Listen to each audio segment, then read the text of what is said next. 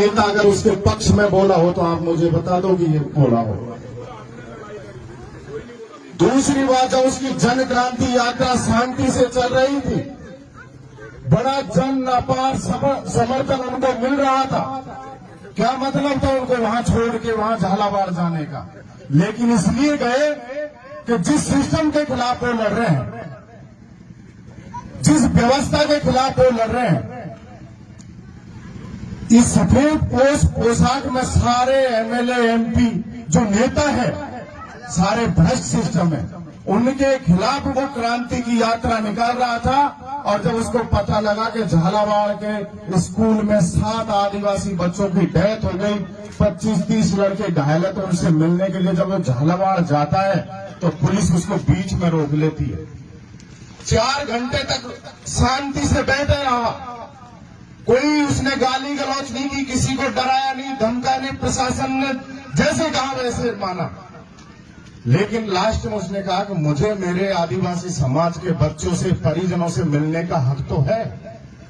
मैं एक जनप्रतिनिधि हूं, मेरी आत्मा है कि मैं मेरे समाज के बच्चों से जाके वहां मिलूं। और जब मिलने गया, भारतीय जनता पार्टी के लोग ऑलरेडी वहां जिंदाबाद मुर्दाबाद के नारे लगा रहे थे। उधर कांग्रेस पार्टी के लोग वो धरना दे के उस इमरजेंसी गेट पे बैठे हुए थे। और जब नरेश मीणा उसमें जाता है तो उसको हमारे ही समाज का एक पुलिस ऑफिसर लताड़ देता है कि तुम्हें मिलने नहीं दिया जाएगा। उसके साथ अपराधियों जैसा सलूक करता है। क्या गलती थी झालावाड़ में? नरेश मीणा वहां चला गया मिलने तो उसको उठा के फिर जेल में बंद कर दिया।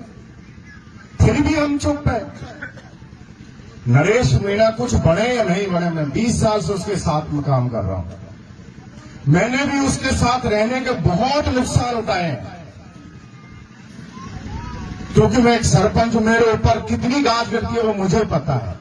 लेकिन हम सिर्फ इसलिए उसके पीछे हैं कि जिस दिन भी ये आदमी अगर अपने मिशन में कामयाब हो गया तो दीवानपुरा के प्रहलाद जी भी कुछ कर सकते हैं, आपके यहां के लोग भी कुछ बन सकते हैं। एमएलए का बेटा एमएलए बने, एमपी का बेटा एमपी का टिकट लेके आए। और हमारे कुछ लोग क्या सोचते हैं कि यार मैं खिलाफ क्यों चला जाऊं, कांग्रेस के खिलाफ जाऊंगा मेरा टिकट कट जाएगा।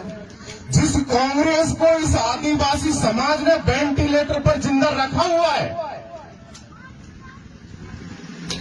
जिस कांग्रेस को एसटी एससी के लोगों ने जिंदा रखा हुआ है, वो कांग्रेस आज तक 15 दिन बाद में कल गोविंद सिंह तोड़ास रह गया। वो भी क्यों गया?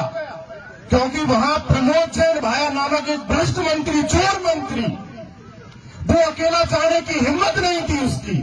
तो उसने किसको बुलाया? गोविंद सिंह तोड़ासरा को। उसको बुला के उसकी यार्ड लेकर फिर वो झालावाड़ में गया। 15 दिन बाद जब उन बच्चों की चिताएं ठंडी हो गई, कांग्रेस किसके भरोसे जिंदा है? हमारे भरोसे। और आज समाज की ये स्थिति है। क्या नरेश गुंडागिरी करता है, लड़ता है, प्रशासन से टकराता है, उसके अंदर हिम्मत है।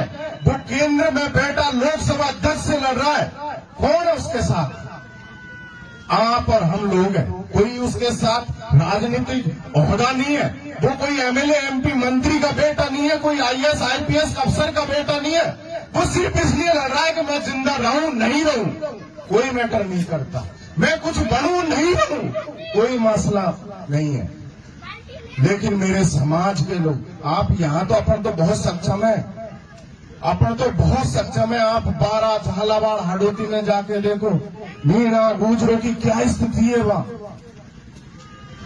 उनको आज भी 40 रुपए की दहाड़ी पे काम कराते हैं ये लोग, जिनके 3 वोट नहीं। कितने वोट है ओम बिरला के भाई वहां?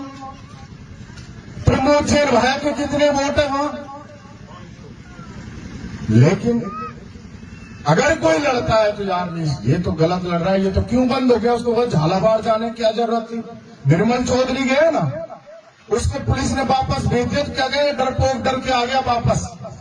अगर नरेश मीणा उस मंच से, उस टॉल से वापस आ जाता तो यही समाज के लोग नेता क्या कहते, वो फट गई उसकी, नरेश की, वो आ गया वापस। उसकी पीठ मजबूत नहीं है, उसकी छाती मजबूत है, ये हमने देखी है। और वो जिस दिन देर हो सकती है ऊपर वाले के घर, देर है अंधेर नहीं है, जिस दिन भी वो अपने मिशन में सक्सेस हो गया ना, तो आप जैसे तमाम लोगों का भला हो जाएगा। आज 12 झालावाड़ और कोटा हाडोती के किसी भी पुलिस ऑफिसर की इतनी औकात नहीं, किसी एसडीएम तहसीलदार थाने की औकात नहीं, थानेदार की, कि अब किसी गरीब किसान के बेटे से कोई उड़ाई कर ले, कोई पैसे रख ले। सिर्फ इसलिए आप कह रहे हो ना डोंगरी